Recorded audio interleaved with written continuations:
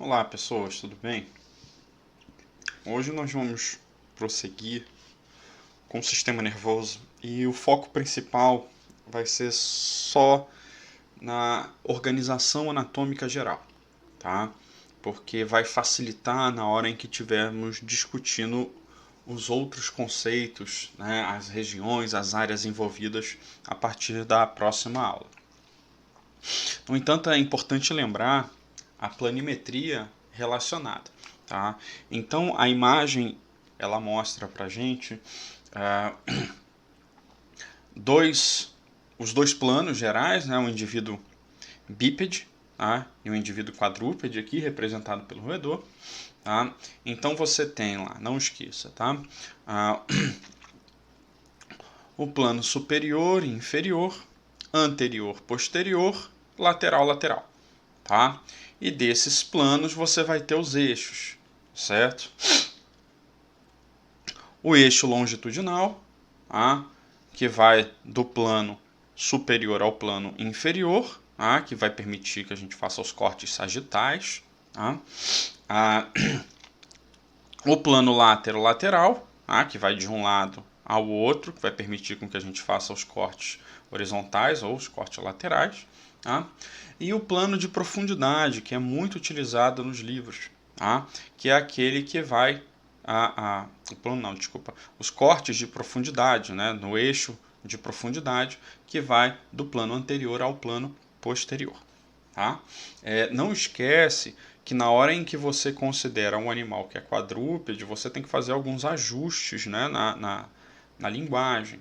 Então, receba superior, inferior, anterior, posterior, lateral, lateral, certo? Tá? Se você for trabalhar com dorsal, ventral, lembra que o que é dorsal para um quadrúpede é superior, tá?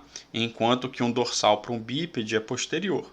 Tem que ficar atento para isso. Tá? Por isso que é sempre mais interessante, ao invés de você falar dorsal, ventral, você trabalha anterior, posterior, superior, inferior, até que você se sinta um pouquinho mais seguro para usar outras nomenclaturas. Tá? E os cortes, né, resultantes dos eixos, eles são importantes porque eles vão permitir com que a gente faça uma série de visualizações em imagens, principalmente na hora que a gente for analisar o cérebro do sujeito, que é onde você vai ter os núcleos, os tratos, né, os fascículos, as populações neuronais diferenciadas. Então não esqueça, tá? Um corte no eixo superior e inferior, né, longitudinal, vai te permitir ter cortes sagitais. Tá? Se for exatamente no meio, é mediano, né, sagital mediano. Se você faz um corte que vai no eixo lateral, você vai ter um corte transversal, um corte horizontal, lateral. E se você fizer um corte que vai em profundidade, do anterior ao posterior, você vai ter um corte frontal ou um corte coronal, como é mais comum de ser encontrado, tanto para bípedes quanto para quadrúpedes. Bom, existem diferenças na forma com que você vai classificar o sistema nervoso. Né? A gente fala em sistema nervoso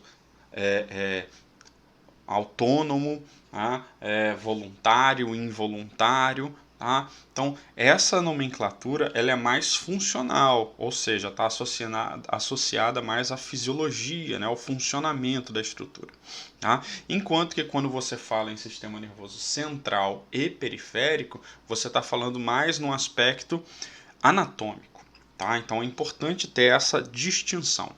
Então, lembra, lá da primeira aula de nervoso, o sistema nervoso ele tem três propriedades centrais: a capacidade de captação de estímulo, que é a informação sensorial, a capacidade de interpretação e a capacidade, que é o processamento, e a terceira, que é a capacidade de provocar respostas, certo? Quando você fala sistema nervoso central, tá? Você está falando que é a única porção que tem capacidade de processamento, certo isso? Tá? Então, no central você tem a informação sensorial, a informação de processamento e a informação de execução. No sistema nervoso periférico, você não tem processamento, tá? Interpretação, digamos assim. Você só vai ter captação e condução de resposta.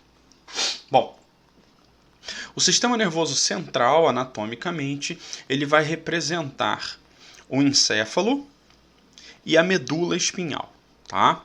Vamos lembrar já já o que é, mas em maneira geral,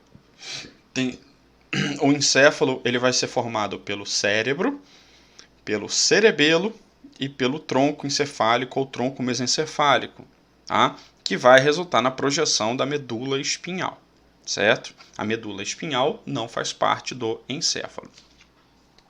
E o sistema nervoso periférico vai representar os nervos e os gânglios que se projetam para fora do sistema nervoso central. Tá? Os nervos periféricos, né, eles são projeções do sistema nervoso central para captura e condução de respostas. E os gânglios, eles foram descobertos algum tempo depois, porque a classificação antiga era de que o sistema nervoso central era a porção do sistema nervoso que tinha os neurônios completos, né, com os dendritos, tá, os corpos celulares e os axônios. Tá?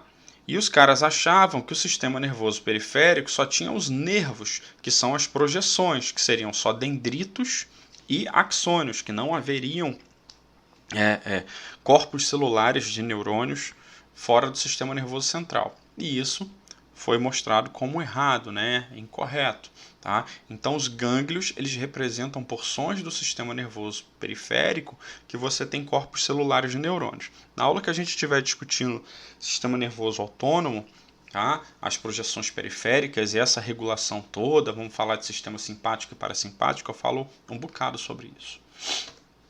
Bom, então o sistema nervoso central, tá? Ele vai ser formado, desculpa, só uma volta rápida, e não esqueça, existem os chamados nervos cranianos, que eu vou fazer um comentário daqui a pouco, tá? Que eles são projeções de nervos, tá? Ou seja, sistema nervoso periférico, que não saem da medula espinhal, e sim do encéfalo, tá bom?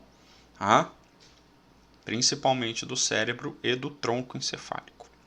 Bom, então, a imagem aqui ela mostra para a gente. O que a gente tem dentro da caixa craniana não é só o cérebro. Tá? O cérebro ele é a maior parte do sistema nervoso central. Tá? Quando a gente está lendo lá e está em inglês e tudo mais, vê brain, brain não é cérebro, brain é encéfalo, certo? Cérebro é cerebrum, tá? Então, quando falam cérebro, você está falando na principal, na maior porção do sistema nervoso central, mas ela não é a única. Você tem o tronco encefálico e você tem também o cerebelo, certo? Bom, então, as estruturas elas vão representar encéfalo, então você tem cérebro, cerebelo e tronco encefálico. Tá? No cérebro, a gente vai ver o telencéfalo, que é a porção mais periférica, mais visível e tudo mais. O diencéfalo, que é a porção mais profunda, né, mais interna. O cerebelo, que é posterior, ínfero-posterior. E você tem o tronco encefálico, que é o mesencéfalo, a ponte e o bulbo. Tá? Todas essas estruturas, elas anatomicamente, elas são muito importante e fisiologicamente mais ainda, certo? Para funções regulatórias, funções autônomas e funções voluntárias. Tá? Bom, o sistema nervoso central, tanto o encéfalo quanto a medula espinhal, eles vão ser protegidos por 3 estruturas que são as chamadas meninges. Certo? Quando uma pessoa diz que ela tem uma meningite, ela tem uma inflamação nas meninges, né? Nas membranas que protegem o sistema nervoso central. Então tende a ser muito sério, certo? E aí essa meningite ela pode ser de diferentes origens. Tá? Em geral, quando a gente vê, ela é uma meningite infecciosa, bacteriana, viral e por aí vai indo. Bom, As meninges, elas são de fora para dentro. A mais externa, tá, é a dura mater. Tá? Ela representa uma estrutura que é muito semelhante a um couro, tá? Que protege toda a estrutura. Tá? Imediatamente abaixo da dura mater, você vai ter a chamada membrana aracnoide. Aracnoide porque ela forma uma estrutura que é semelhante a uma teia de aranha. Ela não é plenamente preenchida. Ela tem espaços de comunicação entre a meninge mais externa e a mais interna. Tá? Esse espaço ele é importante, tá? Porque vai ser nesse espaço aracnoide que você vai ter a presença dos vasos sanguíneos, como a gente vê pela imagem, passando por aqui.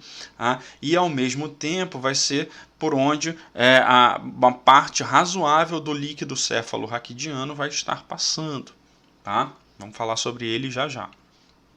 Então, eu tenho mais externamente a estrutura em forma semelhante a um couro, né, porque ele é mais resistente e tudo mais, embora tenha alguma flexibilidade, vai ser a dura mater.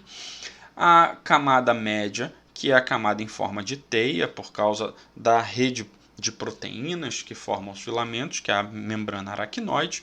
E imediatamente embaixo, que é aquela que está em contato direto com o sistema nervoso central, vai ser a chamada pia mater. A pia mater ela é uma membraninha, uma camada bem fina, transparente, que está em contato direto.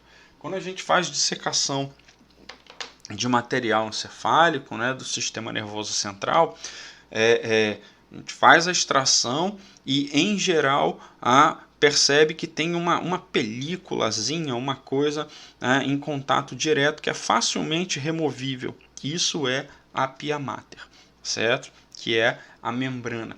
Essas barreiras, e principalmente a pia mater, ela vai funcionar como uma barreira que impede o contato direto de coisas, substâncias, toxinas, parasitas, diretamente aos neurônios, às células que compõem o sistema nervoso central. Tá? Bom, então, nesse sentido, o encéfalo ele vai ser formado por 3 elementos cruciais. O cérebro, que é a maior parte, como a gente vai ver, formado pelo telencéfalo e o diencéfalo, tá? O cerebelo e o tronco encefálico ou tronco mesencefálico, tá? Que vai ser formado pelo mesencéfalo, a ponte e o bulbo. Tá? A gente vai discutir eles todinhos. Bom, da projeção do encéfalo ao final do tronco encefálico, você tem a continuação do sistema nervoso central, que é a medula espinhal, ou medula espinal, ou medula raquidiana, como você quiser. Tá? A medula ela representa a projeção do sistema nervoso central fora da caixa craniana, coberta e protegida pelos ossos vertebrais. Bom, essa estrutura ela vai ser extremamente importante porque ela vai representar um centro de processamento de informações fora da caixa craniana. Então, ela permite com que algumas respostas elas ocorram mais rapidamente antes, né, que a informação tenha que necessariamente chegar ao encéfalo. Tá? Um exemplo clássico que a gente vai discutir também em outra aula é o exemplo do reflexo, o ato reflexo no arco reflexo. Então, você toca alguma coisa que perfura, a informação sensorial é capturada, o nervo conduz até a medula. Na medula, você vai ter uma interpretação de resposta que vai gerar uma contração muscular para você tirar o dedo. E antes que você sinta a dor, porque essa é uma interpretação que vai acontecer no encéfalo, você já tirou o dedo fora. Certo? Então, as respostas reflexas, elas são respostas bastante importantes, tá? Para aspectos de sobrevivência. Tá? Numa aula específica, a gente vai discutir essas questões, porque envolvem, por exemplo, a origem de informações sensoriais, a condução de respostas motoras. A gente vai ver que as informações sensoriais, elas entram sempre pela porção dorsal, tá? Enquanto que as respostas efetoras, né, motoras, né, de condução, elas são sempre ventrais. Tá? Por isso que as superfícies de conhecimento, elas são importantes. Bom, especificamente para o cérebro, tá? Então aqui a gente tem uma imagem do encéfalo, então nessa análise a gente desconsidera o tronco e o cerebelo. Tá? O cérebro, ele vai ser organizado, tá? Separado anatomicamente em chamados lobos. Tá? Os lobos cerebrais, tá? Porque só tem no cérebro. Tá? Apesar da gente ter também uma pequena divisão em lobos cerebelares, mas os lobos cerebrais, eles são separações anatômicas baseadas nos sulcos e nos giros, nas fissuras encontradas nos cérebros, facilmente perceptível nos animais que são girencefálicos, como é no nosso caso. Tá? Então você vai ter um lobo frontal, certo? Que representa a porção mais anterior. Tá? Então, a parte anterior do cérebro, e que vai até o sulco central. Tá? Após ele, ao lobo frontal. Tá? O lobo frontal é um só, então ele é dos dois lados. Você vai ter depois o lobo parietal, que você vai dividir ele, tá? Em lobo parietal esquerdo e lobo parietal direito, tá? Então são dois. Abaixo, lateralmente do lobo parietal, você vai ter o lobo temporal, então você também vai ter a região do lobo temporal esquerdo e do lobo temporal direito, tá? E na porção mais posterior, você vai ter o lobo occipital, que é um só. Tá? Então, a estrutura occipital e a estrutura frontal é um só. Temporal e parietal são dois. Tá bom? E na hora em que você faz a separação aqui, o afastamento pelo sulco, você consegue ver a ínsula, tá? Ou lobo insular, tá? Que representa da porção mais profunda, você vai ter o lobo insular esquerdo e o lobo insular direito. Tá? Isso é importante porque na hora que a gente estiver discutindo questões que envolvam funções específicas, a gente vai estar falando, olha, tal estrutura no lobo frontal, tal estrutura no lobo parietal. Tá? Então, quando a gente estiver falando de processamento visual, vou falar, olha, o lobo occipital, tá? O córtex visual primário está no lobo occipital. Então, você já sabe, é posterior. Tá? Por exemplo, na primeira aula em que eu discuti com vocês a questão do Phineas Gage, o que aconteceu? Aconteceu a perfuração do crânio dele, a viga, né, de aço lá, o prego, aquele troço, atravessou o lobo frontal. E aí a gente vai ver que na hora em que a área afetada impactou diretamente o juízo moral dele e uma série de coisas. Tá? Bom, então conhecer essa organização anatômica é importante. Bom, o sistema nervoso central ele é envolvido, né, na região do espaço da membrana aracnoide, das meninges, na porção mais periférica, por um líquido cefalorraquidiano.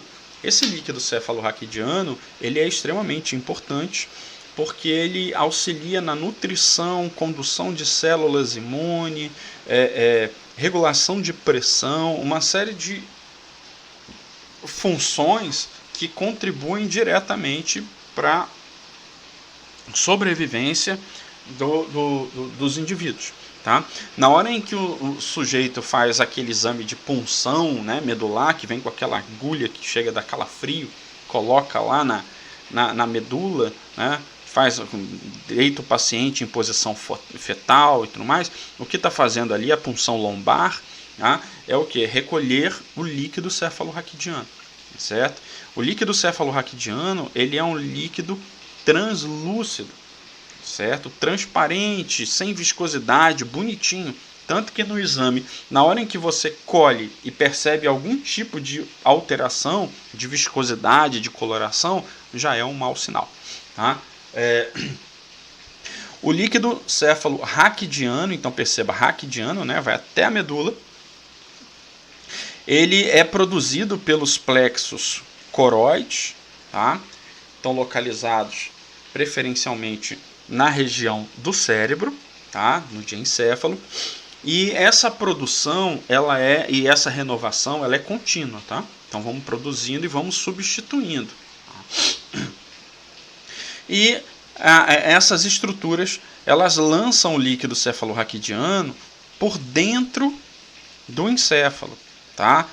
Passa pelo cérebro, passa pelo cerebelo, passa pelo tronco encefálico, tá? Desce pela medula, seja pela porção mais interna, seja pela porção mais externa, tá? Então, essas estruturas, elas geram os chamados ventrículos cerebrais, certo? Tá? Então, na porção mais mediana, a gente tem o terceiro ventrículo, tá? Descendo para o plano mais posterior, o aqueduto cerebral conduz até próximo no cerebelo, onde você vai ter o quarto ventrículo, certo? Que em continuidade conduz até o canal espinhal. Tá? Então todas essas estruturas, elas são importantes, tá? Porque servem como ambientes de condução de líquido cefalorraquidiano. Tá? Por que terceiro ventrículo? Por que não tem o primeiro e o segundo? Porque o primeiro e o segundo, tá, que não se nomeiam, seriam os ventrículos laterais, certo? Que estão localizados onde preferencialmente você tem os plexos coroides, que são os agentes secretores e fabricantes do líquido, tá bom? Então, são agentes de regulação de pressão importantes, tá? De regulação de volume, nutrição, tá? E isso, entre outras coisas, mostra que por dentro do encéfalo ele não é totalmente preenchido, né? Você tem um espaço oco que você visualiza aonde o líquido está passando. Tá? Bom, nos animais que são girencéfalos, como é o nosso caso, tá? Você vai ter a presença dos giros, que são as dobras, né? Como eu falei na aula anterior, que aumentam a superfície. E esse aumento de superfície contribui para que você tenha uma quantidade de neurônios maior, não é isso? Sem ter que necessariamente o encéfalo ter um tamanho maior, ocupar um volume maior. Tá? E essas estruturas, os giros, eles formam sulcos, tá? Entre os giros, tá? E eles são planos anatômicos de referência. Por exemplo, tá? O sulco central é o que vai delimitar o final do lobo frontal, certo? Tá? A fissura lateral, tá? Do sulco de Sylvius é o que vai determinar o final da região lateral aqui do lobo frontal e o início do lobo temporal. Tá? Então, essas estruturas, elas são anatomicamente importantes para que a gente faça delimitações. Aqui a gente tem algumas visões. Tá? Na visão superior do encéfalo, tá? A gente consegue visualizar uma separação entre o hemisfério esquerdo e o hemisfério direito. Tá? Os dois hemisférios, eles são unidos, digamos assim, tá? Pela presença do corpo caloso, que está localizado, tá? Um pouco abaixo. A imagem aqui do espaçador mostra isso. Tá? Aqui a gente tem a visão lateral, que a gente já viu algumas vezes, e aqui a visão mediana. Tá? A partir da visão mediana, tá, do córtex sagital, a gente consegue visualizar as estruturas mais internas, onde você vai ter áreas principalmente do diencéfalo no cérebro, que são extremamente importantes para a sobrevivência do sujeito. Tá? Hipotálamo, tálamo, glândula pineal, os detalhes das estruturas do tronco encefálico. E aqui, na visão inferior, a gente consegue visualizar as estruturas e principalmente alguns, na realidade praticamente todos, os nervos cranianos, tá? Que são a projeção do sistema nervoso periférico localizado no encéfalo, tá? Bom, então os nervos cranianos, no nosso caso, são 12 e eles são bilaterais, por isso que a gente chama de 12 pares de nervos cranianos. Tá? Então, o que significa? Os nervos cranianos eles são projeções do sistema nervoso central no encéfalo. Tá? Então, você percebe que você vai ter eles localizados no cérebro, mas a maior parte deles está localizada no tronco encefálico. Tá? Então, vamos pegar aqui o mais famoso de todos, que ele está cortado aqui, tá? Que é o nervo óptico. O nervo óptico, ele é o nervo que conduz a informação capturada pela retina e vai conduzir para o sistema nervoso central para que haja a interpretação do significado daquela informação. Tá? Então, você vai ter que esses nervos eles são extremamente importantes para capturar informações sensoriais ou levar informações autônomas. Tá?